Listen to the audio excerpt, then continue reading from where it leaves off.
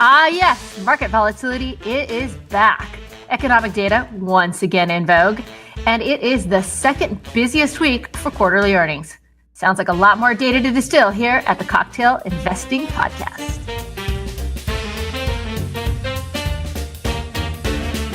Welcome.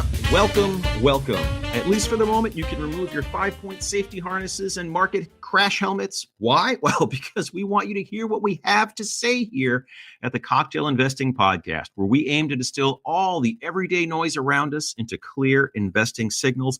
I'm Tematica Research's Chief Investment Officer, Chris Versace, and joining me, as always, is me, Lenore Hawkins, Macro Chief. Now I can't do it right. For weeks, you keep trying to have my title. Now I can't even say it. Well, maybe I was trying to have it because, as we're hearing, you don't want it. I don't even know what it is. Anyway, just a couple quick things.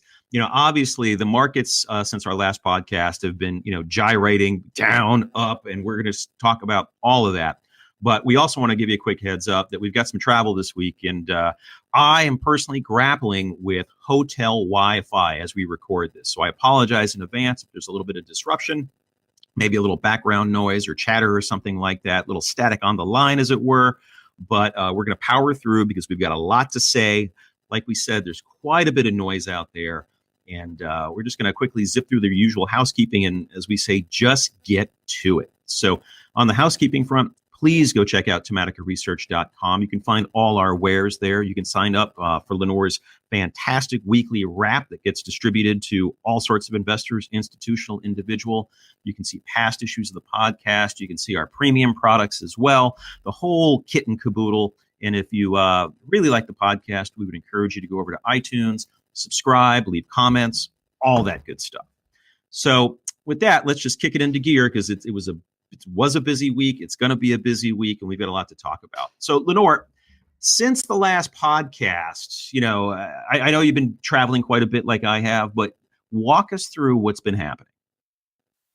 Well, we actually went into the S&P 500 went officially into correction territory last week. So that was a good time. But only quickly, though. I mean, it bounced right back out. Yeah, it just bounced right through it. It actually dropped below its 200-day moving average as well. And went down more than 10%, but did manage to bounce up. And as we record this, Monday's close, it was down just 7.5% from the January highs. So it's definitely up. The same for the Russell 100. The Nasdaq's down about 7% from its all-time high. And what's interesting is that the stocks that fell by the most from the last all-time closing high on the 26th of January through their low points on Friday have rallied the most since then.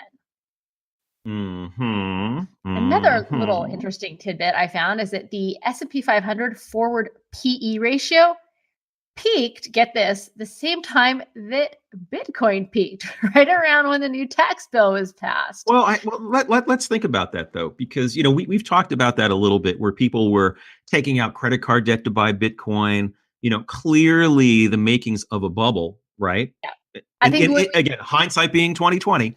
Exactly. I think you could say that was really like peak optimism. When you're going peak PE and peak Bitcoin, that is peak hell yeah. So yeah. It was definitely a buy the rumor, sell the news kind of a move. Well, or like we were, to use the other expression, price to perfection, with any little bit of bad news likely disrupt the apple cart. Yep. And when it's all said and done, year to date, so for the year 2018, the S&P is basically flat. Russell 2000 small cap stocks is down just a little bit shy of 3%. And the NASDAQ is up a little over 1%. So that was a whole lot of movement just to end up not that far off where we started the year. But what is interesting to see as well is that volatility has stayed very, very elevated.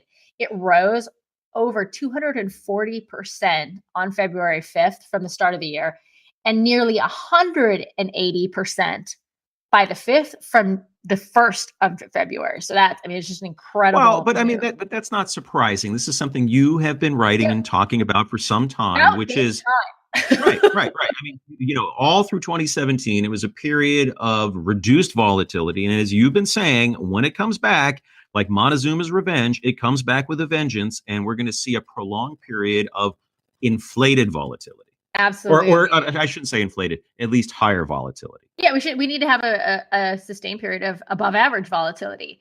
And today it's definitely in like about twice the range, 2 times higher than the normal range it's been in for much of 2017. And when you kind of take a step back and see what really happened, we had a record 100 billion go into equity-based mutual funds in ETFs in January. I mean, that's really one of those classic fear of missing out, retail investors racing in. So you knew things were going to get a little wobbly. And margin debt reaching new highs. And I don't think we've really seen the end of clearing out all those margin calls. Now, what's interesting as well is investors, get this, have pulled out $4 billion from the ETF QQQ, the NASDAQ one. Mm-hmm. That's the heaviest withdrawals that we've seen in 1 week since the 2000.com crash. So well, it was a pretty crazy ride. There was a chart that I saw, I think it was on Twitter somewhere, that talked about ETF inflows that were, racked higher.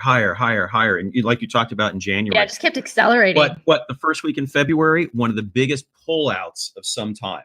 Yeah. Like something like, you mentioned $4 billion for QQQ. I think it was something like, don't hold me to this, something more than 20 billion yanked out in 1 week. As investors probably got a little nervous. That would be the, oh crap. pick up.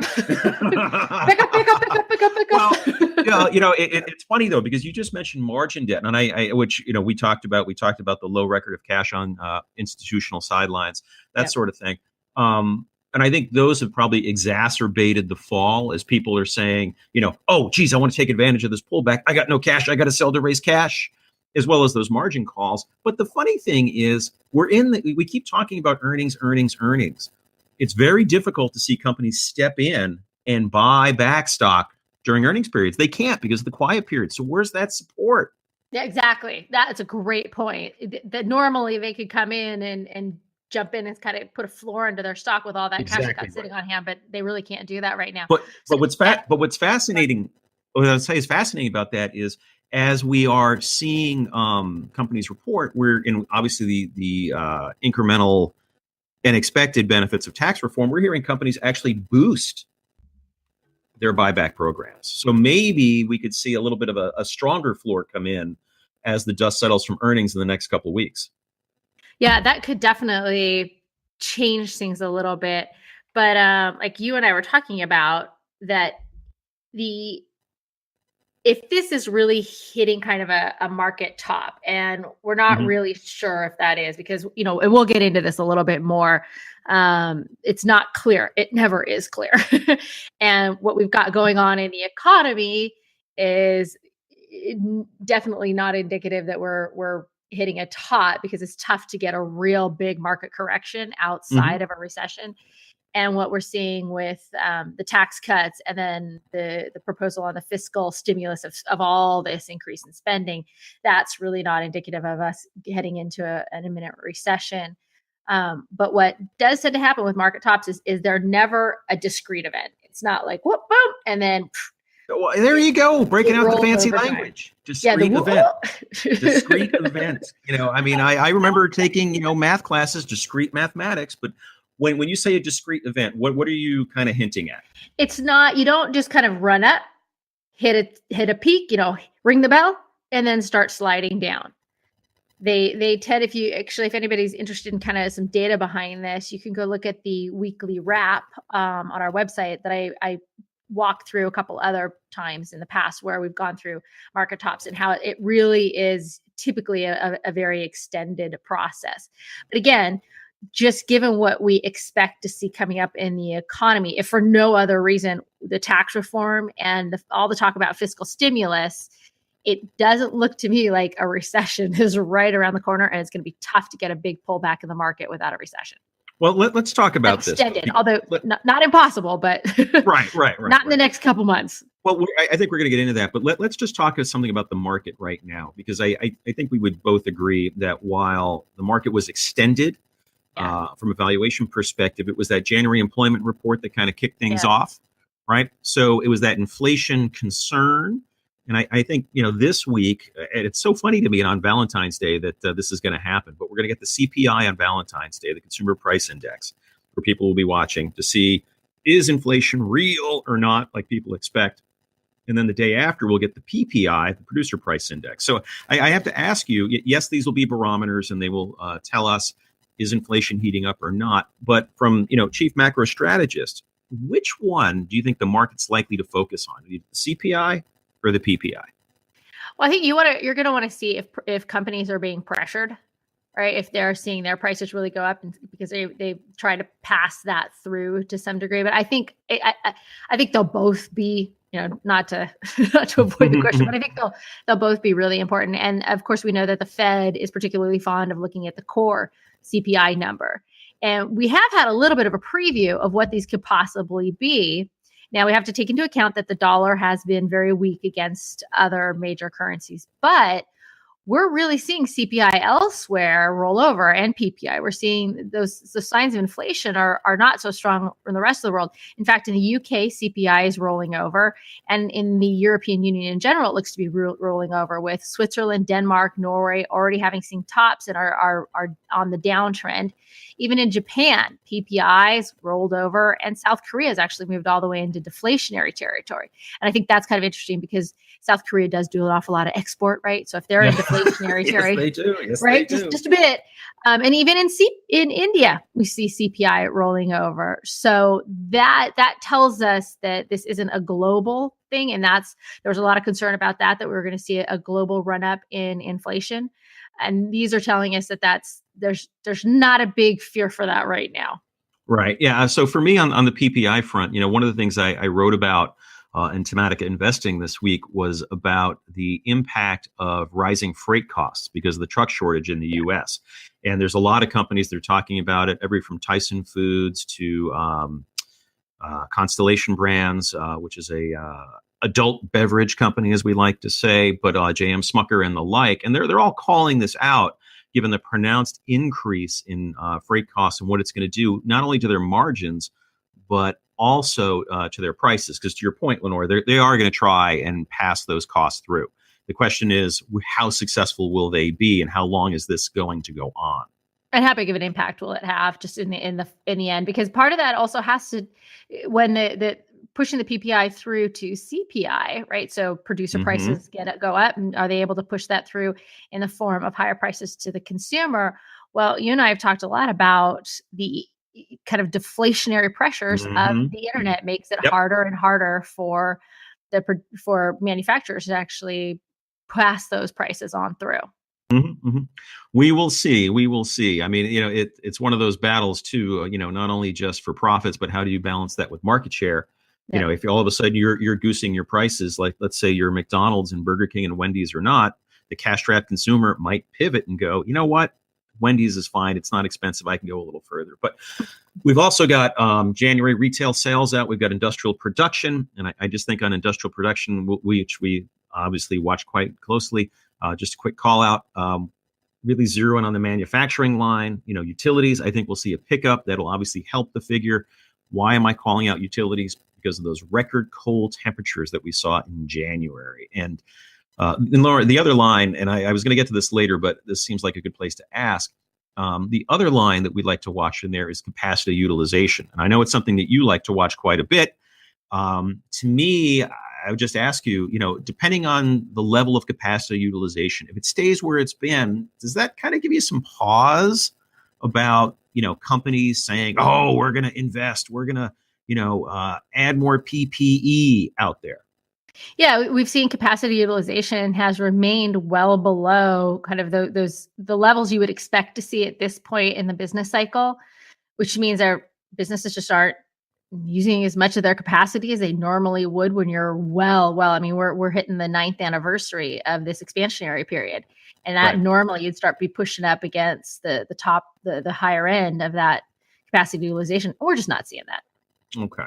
So rounding out the data for the week that we'll be watching to see, are we seeing a pivot in the market to go higher, go sideways? It's the second biggest week of earnings. And the reason we call that out is everybody's trying to wrap their head around what is the real growth rate of earnings for the current quarter. Expectations say about 17%. That's also in line with what the S&P 500 is expected to do for 2018. So we expect to see a lot more chatter, talk on this, not so much today, tomorrow, but really next week as people start to absorb all these earnings, break out their abacuses and calculators and try and figure out, yes, these numbers are realistic, or no, they're not. So with that, let's pivot a little bit, because a lot of what we've been talking about through this really kind of deals with one of our investment themes. And to some extent, it's been one of the growing narratives, if you will, for the market over the last, I guess, week to 10 days, Lenore, which is our economic acceleration deceleration theme, right? Because if the market heats up and all of a sudden the economy, heats up, all of a sudden, I think Trump said this, which is so funny. He tweeted something, it used to be good news for the economy was good news for the market. Not so much anymore, right? So, because now we have a new Fed chairman, and so far we're getting indications that he may not be quite as quick to throw support behind the stock market as Yellen was, right? We saw with Janet Yellen, things got a little wobbly, and she's in there going, no. Well, maybe not a hike, right? And he's looking to maybe be more aggressive. And we're hearing a lot out of the Fed that they are very concerned about these tax cuts, and then all the fiscal spending. Those two put together is coming in at a very odd time. You're coming in at kind of the latter stages of an expansion, and really trying to goose that growth. And that could easily push the concern coming out of the Fed. This is what Fed's saying, is that could easily push the economy into overheating territory. Now, if you've got the Fed talking about tax cuts plus fiscal stimulus, all that infrastructure spending, and that massive budget that they're talking about, then that they're concerned that that's overheating the economy. Well, Credit Suisse has already bumped up that it thinks there's going to be 4 hikes. Right. Well, not just 3, but 4 hikes. Right. And this is what I was getting at earlier, which is, good news. The economy might be actually breaking out of that slump. Bad news in the sense that the Fed might have to raise rates a little faster. But it's just fascinating because you're also calling out a couple other things. I've been writing and saying that we're seeing a reset of expectations, which, ties in with what you're saying about the Fed, and maybe they raise rates 4 times, not 3 times. Very different narrative than the last few years. But you also said the 2 things just now. One is people may need to reset the expectation for Powell because he may not be as dovish as Yellen. Yeah. Very different than what people were expecting because they voted almost in lockstep. Yes, they definitely did. And they were very much in a, let's take it easy. Let's not rock the boat. And the Fed at that point was very focused on asset prices and keeping them up, right? Thinking that would stimulate the economy. Well, if the Fed is looking at saying, we really don't need to keep pushing asset prices up as a form of stimulating the economy, we're actually concerned that asset prices have overshot. And then on top of that, we're going to really inject a lot of stimulus in here with those tax cuts and the fiscal spending. And all of this is coming at a time. Let's not forget, this is coming at a time of unemployment is at the lowest level it's been in nearly 20 years. Yeah, but we both know there's the only technical term I could use for that rate is a little BS in those numbers. There is a bit because the labor force participation, even among the working age population, is low. But still, this is, we've got that unemployment rate. And the other side of that is to say that companies are having a tough time finding labor. Well, we are seeing that. There's no doubt about that. Okay. So the second thing in terms of resetting that's coming out of your comments is it'll be interesting to see if the Fed is really now increasingly concerned about tax reform and the benefits to be had. What does it do to the economy? Their March meeting, the next FOMC meeting, when they put out their revised forecast, it'll be very interesting to see what they say about 2018 because I think right now what they call out on it. Yeah. Right now they're saying, I think from their December forecast, they're calling for 2.5% GDP growth this year. The range, among the various banks is 2.2 to 2.6, and that's down from 2.7% in 2017, right? So this becomes pretty interesting. If the Fed all of a sudden starts boosting their their forecast, I think it's going to feed into that concern that, oh, maybe they're going to raise rates 4 times. Exactly. Well, the last Fed meeting, you didn't quite have the details around, for example, what Trump's spending plans, what he wants to spend, his budget. You didn't have those numbers. This is a very different thing. And they also, at that point, didn't know if we didn't know if the tax reform was actually going to pass or not. Right. Absolutely true. Absolutely true. So while we're talking about this, and let me just set the stage for the next part of the conversation. So the Fed is calling for 2.5% GDP in 2018 so far. 2019, 2.1%. 2020, they're clocking in around whopping 2%. So, and let's remember, as we've said before, the Fed tends to be a little cheerleadery on the economy, if that's a word. So here's my question to you, Lenore. This week, the Trump administration put out their GDP forecast that's calling for something like an average of 3% GDP growth over 10 years. I'm going to do my best to channel one of your friends, Stuart Varney, on Fox Business. What say you? I think that I'm not gonna go out over 10 years. I mean, that's just pretty crazy. Well, that's impossible, right? That's impossible. To look at over 10 years. But I think it's going to be really difficult to average that over, say, the next 3 years. When you look at, let's look at just some simple economic realities, right? The kind of prevailing narrative. Let me just cut you off. Sorry, because we're talking about GDP, and I know you know this, right? It's ingrained in your brain. But for the listeners out there, the 4 components of GDP: personal consumption expenditures, about 70%, business investment, government spending, and net exports. Something that you wrote an excellent chapter on in our book, Cocktail Investing. Well, sorry for the interruption, but I wanted to end on a sweet note. If we look at what happened, speaking of personal consumption expenditure, we look at what happened in the fourth quarter. Now, the prevailing narrative is that the fourth quarter was going like gangbusters and that this is just fantastic. But if you dissect the numbers, if we didn't get that enormous increase in consumer credit, which required a massive decline in savings rate, and if we didn't have the repairs, because let's not forget all those natural disasters, right? Fantastic hurricanes, massive fires. If we didn't have all the repairs, the spending that was needed to make all the repairs from those, there actually was not a whole lot of growth. Take those out, and you didn't have a whole lot of growth in the fourth quarter. The personal savings rate fell to an actual cycle low of 2.6% in the fourth quarter, and that's down from 3.3% in the third quarter. Now, when you take those two numbers, that made the difference between the personal consumption expenditure, one of those 4 components, expanding at a 3.8% quarter over quarter, but annualized rate. It made it go to 3.8 instead of 0.8. So if we hadn't had the decline in savings, if we hadn't had all that run up in consumer credit, it would have been just 0.8, not 3.8. So what I'm hearing is consumers borrowed a lot, spent a lot, probably not likely to repeat. Yep. In the fourth quarter, consumer credit expanded by $72 billion. That's the biggest increase we've seen since 2011. And what happens when you run up those credit card balances, when you borrow a bunch of money? Borrowing takes consumption away from the future.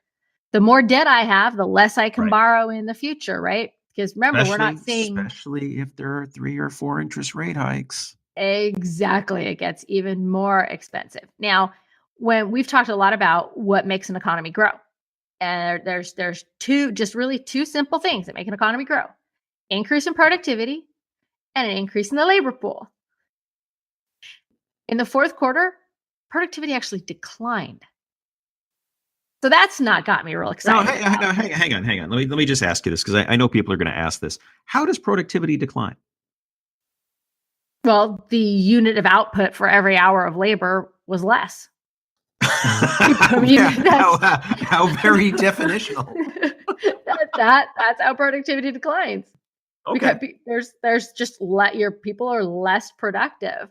And we also saw last Friday, we saw that the aggregate hours worked actually declined as well in January. So, and now, that part of that's probably to do with the weather, right? We had really, really cold weather, storms that but that's something to be watching out for. Absolutely. Absolutely. Okay. And what about your favorite or one of your favorite economic indicators? Because we know there's so many of Yeah. them. What about the SESI? Citibank. Yeah, the Yeah. SESI. The CC, the Citibank Economic Surprise Index. Now, what that measures is how the economic data is coming in versus expectations. So when the CC is rising, then that means that the real data is coming in better than expected. And as you can imagine, it's going to be very cyclical because say you're really dour, like, oh, things are falling apart.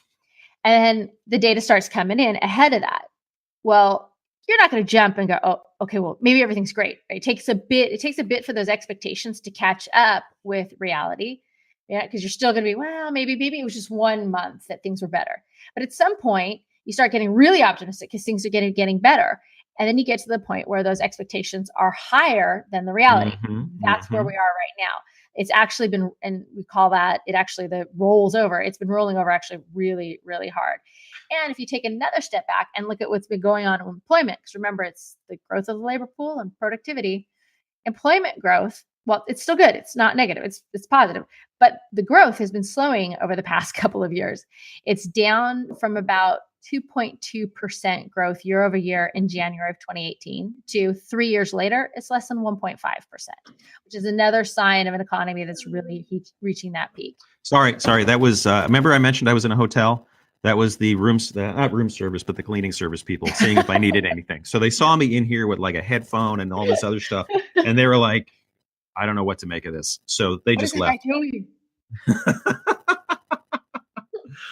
So you're talking about all this, and I'm hearing what you're saying, but at the same time, the index of small business optimism, the lifeblood of job creation, supposedly, as people say, that comes out from the National Federation of Independent Businesses, was better than expected in January. It was up 2 points. And the number of respondents are saying, quote, now is a good time to expand. So is this more of that expectation that we're seeing, or is this something, that maybe, we could see businesses start to hire more and spend more? Well, they would. I'm sure they'd love to because businesses saying they want to expand. It's a great time to expand. So the key word there is want to. Want is there, but that very same report has that 89% of those who are trying to hire. Now, if you're trying to expand, you're trying to hire. 89%. No. I'm just sitting here eating Twinkies and scaring the cleaning service. Hey, just for what it's worth, because I'm sure people are wondering, I am fully dressed. Yeah, that's. I'm sure everybody was really concerned with that. 89% of those who are trying to hire are reporting that there are few or no qualified applicants. And that is what we talk about when we talk about an economy starting to overheat. You want to expand, you want to bring on more people, but you just can't find them. 22% report that they have a difficulty finding workers as the single most important business problem.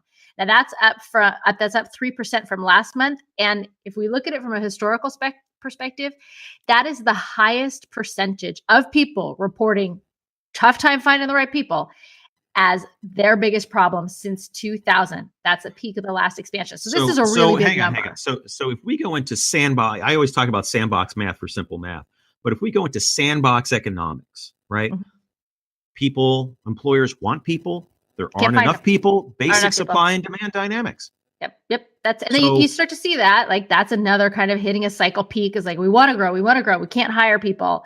And you start having to bid up wages, and then your margins start getting cut, and that's, you start rolling over. And I got to start raising prices because I got to carry. I got to carry and this then demand, cost. It gets too expensive, right? So we're seeing signs that you normally see right around kind of the peak of the economy, but keep in mind, very, very, very, very rare to ever have these conditions and then have a big old tax cut and a massive amount of fiscal spending to just jack up an economy that's already sort of hitting that peak. So we can't say that this is going to go exactly the way we typically see. This is a very different dynamic. So are you thinking that, I'm just trying to think relative to expectations, right? So let's just use the Fed as an example, 2.5%. We get benefits of tax reform, the potential infrastructure bill. We'll see what happens with that, and some other stimulus. Do we all of a sudden go from, boy, we really can't break out of this 2.5% GDP growth over the last several years to something that's, maybe not supercharged, maybe turbocharged in the short term? I think we could see something like that in the short term. I think it is going to be, it's not without its headwinds, because that to get the economy really going, you need to have people working, and you need to have the right people. It's not just about finding a warm body, right? You need to have the right people. And we've been hearing for quite a while, and it just keeps growing, that is a big problem, finding the right people. So that is a headwind. But if we do see that, we do really see this acceleration, it's going to come at a price. We're actually expecting the budget deficit to hit around 5.5% of GDP next year.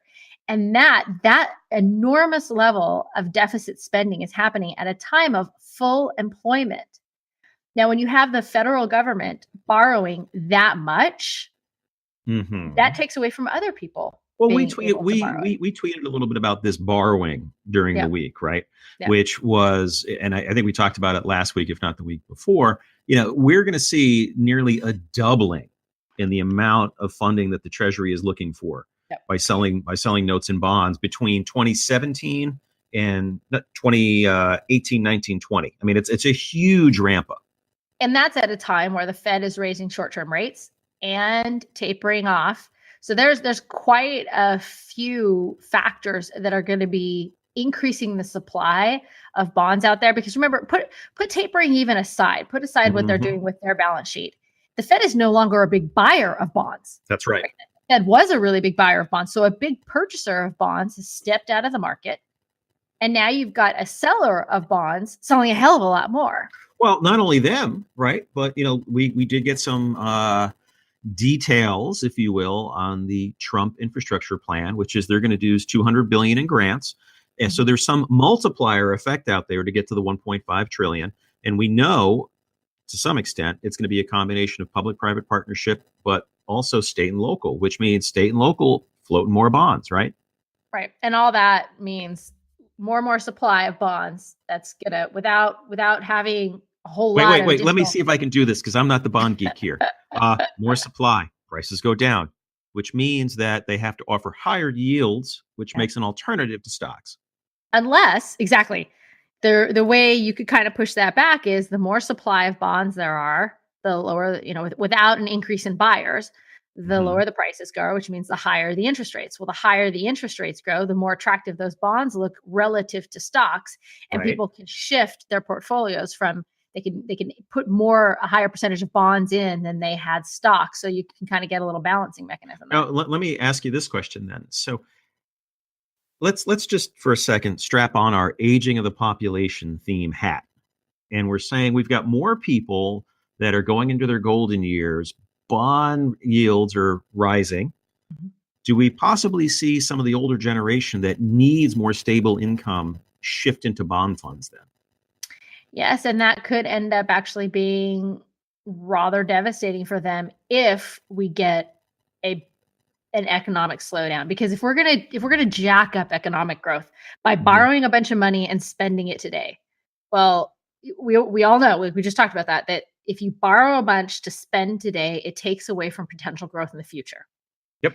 So that those yields can go up, right? But then if growth, another factor on bond yields is the expectation of long-term growth. And if we keep buying it up and jacking up today's growth, where it's going to come at the price of tomorrow's growth, which then means that those bond yields go sliding back down. And if those bond yields, people buy those things up because, I'm retiring, I need some solid income. Bond yields have gotten up to an area where, they're a little bit more interesting. And then we get that economic slowdown. Well, there goes, they may have the higher yield, but they've just lost on principle. All right. So, we're tossing a lot of stuff around here. And I guess one of the headlines that I read this morning, which was, it could be the Goldilocks economy. Oh my God, don't you love that? The Goldilocks, right? Let's just look over the history of the Fed. I don't see a whole lot of cute Goldilocks running around the history of the Fed. The Fed has a long, long, long history. It's so hard. I mean, it's like, trying to land like a lunar module in a storm. It's got to be so precise. We can't predict the weather, for God's sakes, like 2 days out. No, And yet we can't. expect to be able to, predict and manipulate the economy with a fairly high level of accuracy. Like I just Goldilocks, it'd be great. Now, I would say that history indicates the probability of that is pretty much bupkis. Interesting word. Interesting word. I think I used that word earlier this week. Bupkis. All right. So Goldilocks not likely to happen. Let's just get back to this good news, bad news, just to wrap up this one thing. I'm thinking we very well could see good news as bad news. Good news for the economy, yeah, bad news for the market, like we just talked about. Yeah, right? I think so. It is not straightforward, because good news for the economy, okay, you can get those earnings up, but Fed rate hikes, right? I mean, what was the whole point of of pushing rates down? The whole intent of keeping interest rates really low is that falling interest rates are good for stocks. Rising interest rates are not.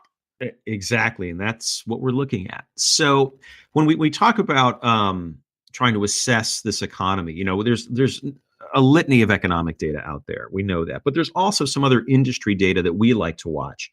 And there's really two in particular, one more so than the other, I think. And we'll talk about that. One is trucking, or truck tonnage. I alluded earlier to that there is a huge increase in truck freight rates. I think Tyson Foods. You were talking about how there's been a glut. A glut. Sorry.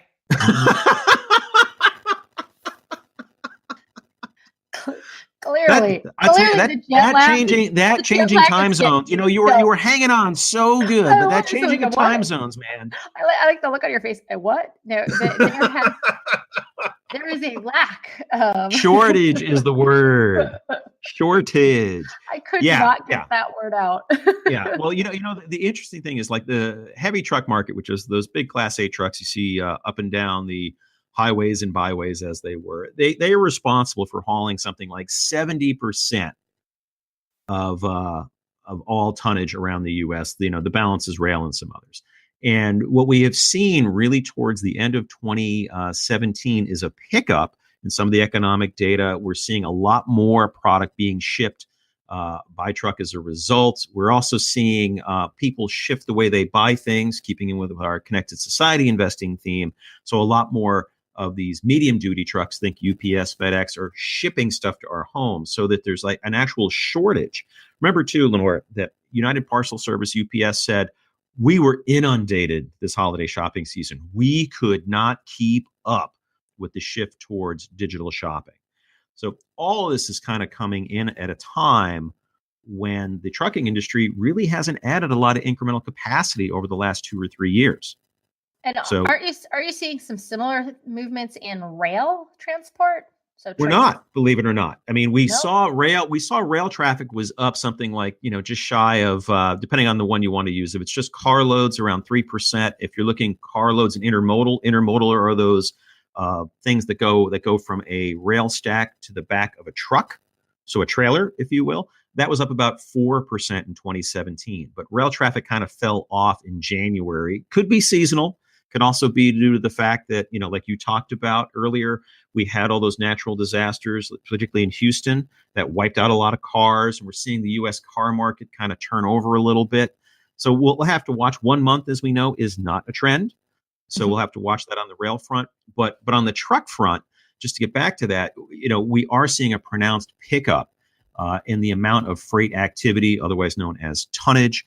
And this is not even, and you'll appreciate this being the part-time California resident that you are, this is January, February, maybe March. We're not really seeing the big produce season kick in yet. So there's going to be a lot of issues once produce kicks in. To me, I think it's a great opportunity for some of these truck manufacturers, and we actually just made a specific recommendation on one in Thematica Investing. So for people who want to, look at this a little more, not only on the opportunity as investors, but what the potential might be for impact on the inflation front, giving rising truck tonnage costs or freight costs, you're going to want to listen to companies like a J.B. Hunt, a Ryder Systems, Landstar. Follow those heavy truck companies, engines, and other suppliers: Packard, Navistar, Volvo, Daimler, Cummins, Eaton Corp, and Meritor. And the one that I'll be watching most closely will be Rush Enterprises, ticker symbol RUSHA.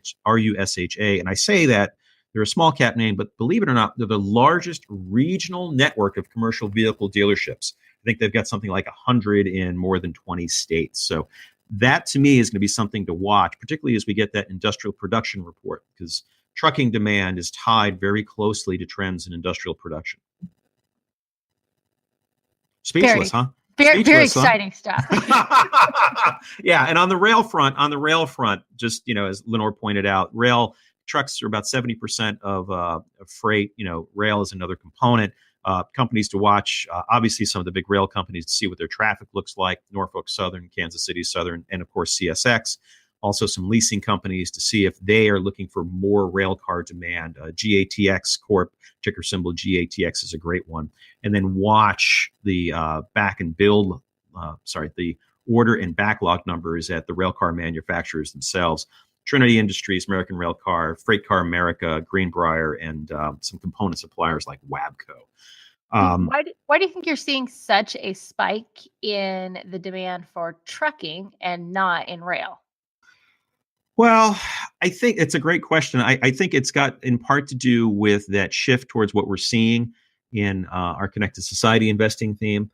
Rail, it tends to be a little longer. And candidly, when I was driving up I-95 on the East Coast, I saw tons of trucks hauling freight, right? I've also saw in certain parts in New Jersey, I think it was CSX, I could be wrong, just rows and rows of rail cars sitting there. So to be honest with you, I'm not mode. Yeah, I think it's partly the mode. Is that correlated at all with oil prices? That perhaps as oil becomes, it's gotten more expensive recently, but it's still well below. Well, it's not the $100 barrel that we've seen. Yeah, it's interesting when you see it, right? So when you actually break down rail traffic, about 35-40% is more industrial in nature, 15% is ag, 10 to 15% is construction, 15 to 20% is consumer products, 20% is energy related. So, on the one hand, I might say we're heading into a seasonally slower time for the consumer, but then why would truck demand be so robust in keeping with our connected society investing theme? So, I have to be honest with you. I could shoot from the hip and give you something kind of like, sounds like this. But I'm not going to do that. I'm going to say this is something to watch, and we'll have to talk more on this. All right, definitely something to keep an eye on. You could ask me a softball. What would be the fun? Well, you know what? Here we go. So I'm going to turn around and turn the last question to you. So the U.S. economy 2.5% according to the Fed, maybe going a little higher, but that's not the fastest economy out there. Where else can investors who want to participate in a faster growth economy? Where else could they be looking? Yeah, it's interesting. We hear in the States, how the economy is so strong, we're doing great, and particularly when we had Trump over in Davos saying, the U.S. is open for business and come on and transact with us. The reality is that the U.S. economy was the 10th fastest growing economy out of the top 29. So we're not the fastest. We're doing. We're not. It's not bad, but we're not the fastest by any means. If you look around the world, the European Union is actually growing. It is starting to accelerate. They're a few years behind us because they went into the recession after we did. They came out of the recession after we did. So, and we're starting to see some really solid growth there. Now, that's more interesting in context of how their markets are priced, and their stock markets are actually priced much less heady than the US. And another one is looking at Japan, is really starting to see there's some ebbs and flows. It's not month after month after month, but the Japanese economy is starting to get some more aggressive movement, and they are definitely not nearly as pricey. One other interesting thing when we're looking at commodities is that the Chinese markets actually, or the economy there, is looking to be growing at a slower rate. So, I'm hearing all this and I'm thinking, geez, we were talking a little earlier about ETF inflows, outflows.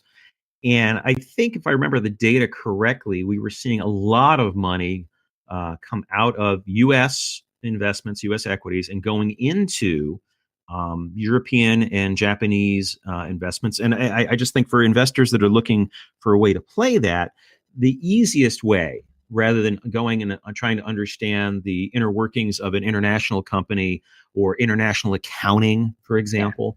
The easiest way to do that is to use some ETFs. One example is the Vanguard FTSE Europe ETF, ticker symbol VGK, iShares MSCI Japan ETF, EWJ, or even some for the emerging markets like the iShares Core MSCI Emerging Markets ETF, ticker symbol IEMG. I think that's it, Lenore. I think we cover. I mean, I'm looking at. I'm just sitting back and recapping the conversation we had, and we talked a lot about the market. We talked a lot about what we're going to watch this week for the economy ahead. We talked about the potential risk that if the economy does overheat, the Fed might have to raise rates a little faster. That could be a little wonky for the market. And as you wrote in the weekly wrap last week, correctly so, odds are the volatility that we're going to see last week is going to continue to be with us over the next couple of weeks as the market really starts to put all these pieces together. Yeah, I think kind of putting our conversation together today, don't expect volatility to be gone anytime soon. We're going to see hyper volatility for a while. Looking at the economy, good reason to think that we'll see, depends on how this budget debate, all that it pans out. But so far, it really looks like we're getting a double hit of fiscal stimulus from the tax cuts and then increased spending, significantly increased government spending. That's going to kind of jack up the economy. But that is going to be countered with a headwind of Fed raising rates and Fed tapering, and the reality that you're going to have more and more bonds out there to support all this borrowing. You're going to have more lending, means bigger supply.